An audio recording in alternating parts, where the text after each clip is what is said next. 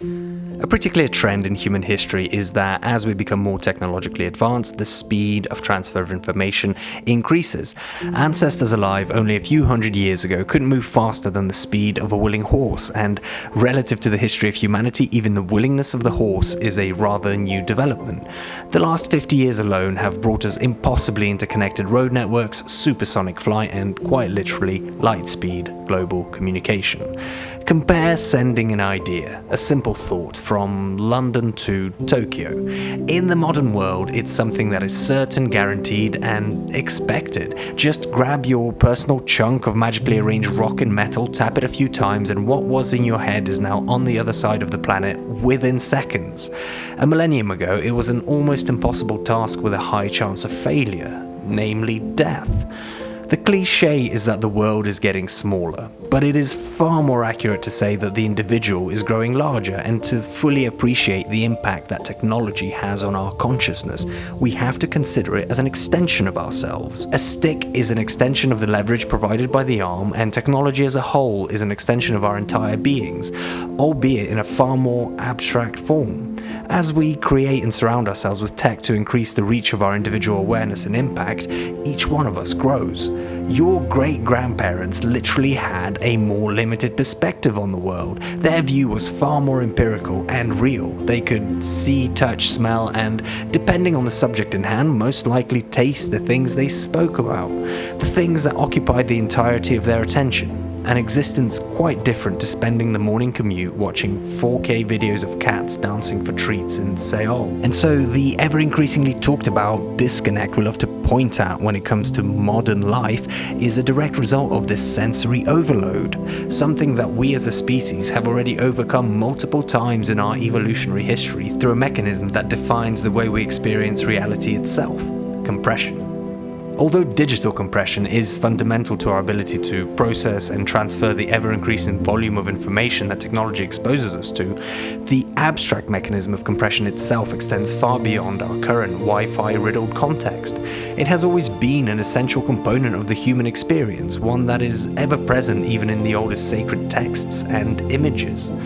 In Buddhist philosophy, the idea that thoughts arise from emotions, which in turn stem from sensation, is part of the teachings on dependent origination. The teachings of the Pratityasamutpada elucidate the interconnected and interdependent nature of all things, an understanding that acknowledges the fundamental link between our sensory experiences, emotional responses, and the thoughts that emerge as a result. Here is a TLDR. We experience sensations such as sights, sounds, smells, tastes, and tactile stimuli through the apparatus of our senses. These sensations act as the raw data that our experience is made of, and as we encounter various sensory inputs, our brains are constantly processing and evaluating these experiences in relation to personal histories, beliefs, and predispositions, namely our past. In doing so, we compress the almost infinite amount of information and attach labels, meanings, and significance to the sensations that we perceive. This process gives rise to emotional responses, almost automatic reactions to familiar sets of sensory inputs compressed into an ideal image. Emotions are, in essence, the body's way of decompressing a set of familiar sensory data into predefined action. For example, when we encounter a set of stimuli that matches the compressed ideal of threat or danger, our minds and bodies respond by generating feelings of anxiety, fear, or aggression, and a hefty dose of adrenaline. Conversely, when the compressed image is close to the ideal of something pleasurable or comforting, we experience emotions we call happiness, contentment, or joy. In this way, emotions act as a bridge between the raw data of sensation and the resource-intensive cognitive processing that occurs within our skulls. From this emotional foundation, we use another form of compression: language. Through the intricate arrangement of words and grammar, we condense the carnal, all-encompassing emotion into thought.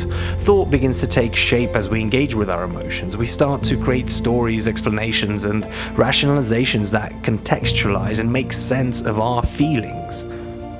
These thoughts, in turn, feed back into our emotional experiences, amplifying, sustaining, or transforming them, often giving rise to new emotions and further thoughts.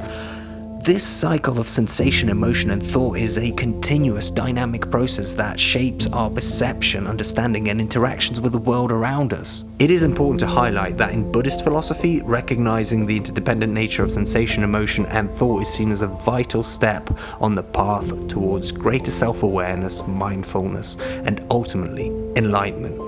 In other words, this compressed mode of existence feels limiting as it does not capture the full depth of our sensory experience.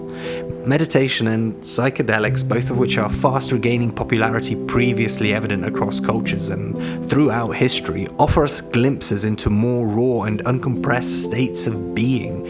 These practices temporarily disable the relentless, automatic brutality of language and thought, allowing us to once more experience the uncompressed, unadulterated essence of our perceptions, just like a lizard on a warm rock in the sun.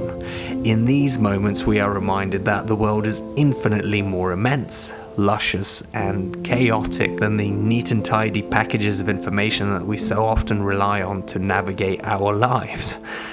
But just as having the uncompressed experience of petting a cat in sale requires a sacrifice most of us aren't willing to make, the cost to pay for the raw, pure, corporeal sensation is speed and resource. There is simply too much data to process everything effectively.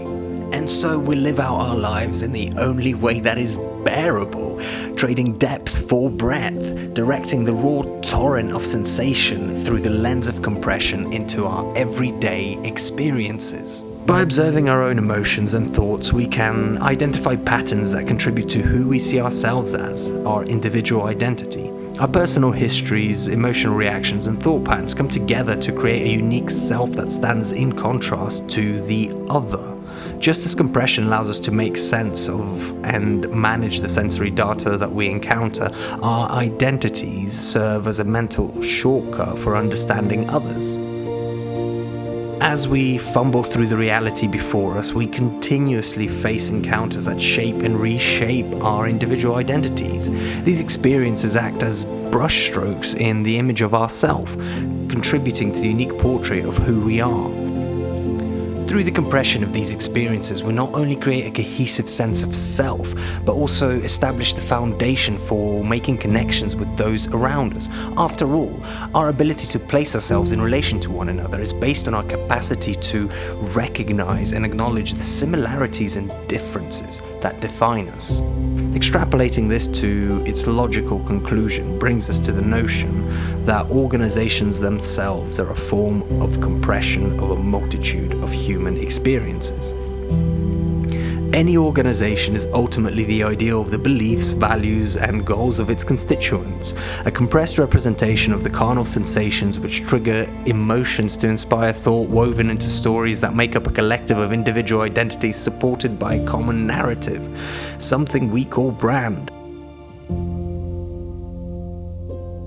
From this perspective, brands and organizations that they represent become more than just the sum of their parts. They transform into an identity in their own right, one that resonates with us on a deep emotional level and allows us to find belonging in an indifferent universe.